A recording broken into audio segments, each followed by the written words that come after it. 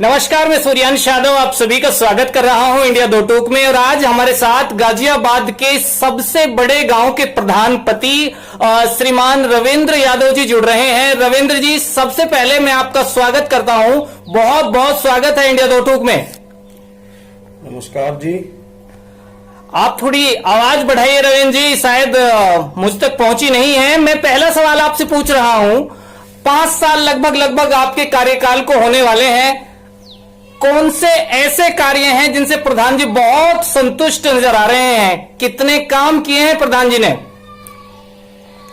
जी, हमने गांव में सबसे पहले जो काम था, ग्राम के बच्चों के भविष्य को देखते हुए हमारे गांव में सरकारी स्कूल हैं 3, जो कि 5वीं तक बच्चे पढ़ते हैं। उनमें सबसे पहली साल का हमने जो अपना बजट कार्यकाल जो किया था वो वहां से ही शुरुआत की थी, क्योंकि जो बच्चों का भविष्य ठीक होगा तभी हमारे देश का, हमारे गांव का और हमारे क्षेत्र का नाम रोशन होगा। स्कूल में काम कराया है आपने, और काम कराए हैं प्रधान जी ने?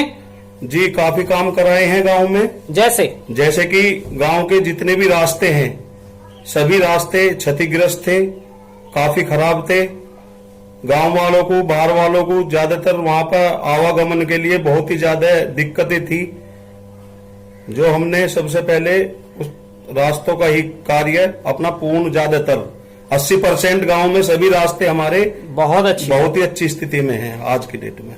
तो कोई ऐसा कार्य है प्रधान जी जो आपको लगता हो कि भाई 5 साल में मैं चाहता तो था कराना लेकिन करा नहीं पाया? कुछ ऐसी चीजें बची हैं आपके दिमाग में? जी, ऐसी चीजें 2 बची हैं जो हमने गांव में वादा भी किया था, और हमारा बहुत ही ज्यादा हमारा दिल भी मानता था कि हमें ये काम करना चाहिए। सबसे पहले काम, हमारे गांव में जो शमशान घाट नहीं है, जो कि कोई भी हमारा बड़ा बुजुर्ग, कोई भी व्यक्ति गुजरता है तो उसका जो दाह संस्कार करते हैं वो हम नदी के पास में करते हैं, जो कि वहां को रास्ता भी आने जाने का, सभी बागपत के लोगों का आवागमन काफी ज्यादातर रहता है वहां पे, जो हमें भी अच्छा नहीं लगता, गांव को भी अच्छा नहीं लगता। लेकिन वो हमारा किसी कारण नहीं हो पाया, किसी कारणवश, जैसे कि हमारे पास में जमीन उपलब्ध नहीं थी, तो इसलिए वो काम हमारा नहीं हो पाया। लेकिन वो काम हमारा प्रोसेस में है।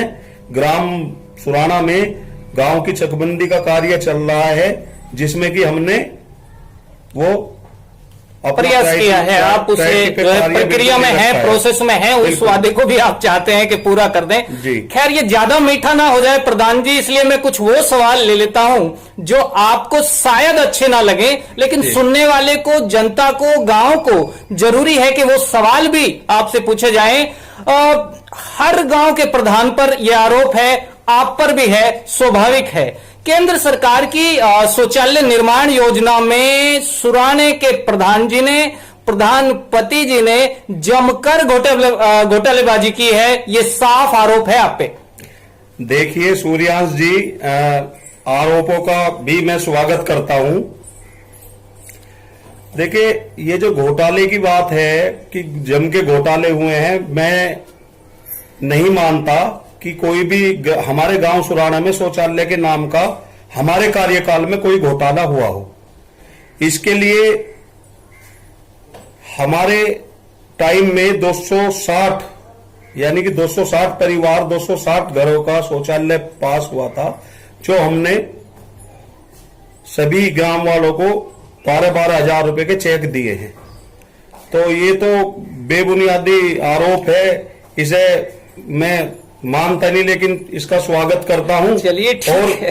और जो है हमारी शौचालय की जो जांच है वो मान्य पीढ़ी द्वारा हमारी जांच भी हो सकी है जिले लेवल की, तो उसमें हमारी कोई भी धांधली, कोई भी घोटाला, राजनीति में आरोप लगते हैं प्रधान जी, तो उनसे आप जो है दुखी होने की आवश्यकता नहीं है। लेकिन शौचालय से ही एक और सवाल मैं आपसे पूछ रहा हूं। आप कह रहे हैं कि हमने पूरी पारदर्शिता प्रक्रिया अपनाई है, तो शौचालय से जुड़ा एक और सवाल है कि आपने अपने जो लोग हैं या जो आपके समर्थक हैं, जो आपके प्रिय हैं, जिन्हें जरूरत भी नहीं थी, जिनके 4-4, 3-3 बंदे सरकारी नौकरी में हैं, उनके भी शौचालय बनवा दिए, गरीब के घर नहीं पहुंचे आप प्रधान जी।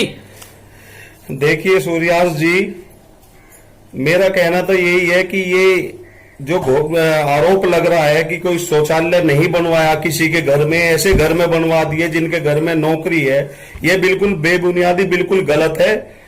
ठीक है जी। और इसका शौचालय का जो है, हमारे गांव में कोई भी ऐसा परिवार, ऐसा घर बनने नहीं छोड़ा जो बाहर जाने के लिए मजबूर हो। बहुत अच्छी बात है, बहुत अच्छी बात है। और हमारी ये समस्या भी है प्रधान जी, मीडिया अगर जनप्रतिनिधियों से कटु सवाल नहीं करेगा तो हमारी जिम्मेदारी पूर्ण नहीं होती। सवाल हम करते रहेंगे और करते रहना चाहिए, क्योंकि आप सत्ता में हैं तो आपसे ज्यादा कटु सवाल हो, ये हमारी कोशिश है। एक और मैं आप पे दाग रहा हूं, एक 4G लाइन आपके गांव में बिछाई गई थी और उस 4G लाइन में प्रधान जी ने मोटा मोटा कमाया है, ये आरोप है आप पे।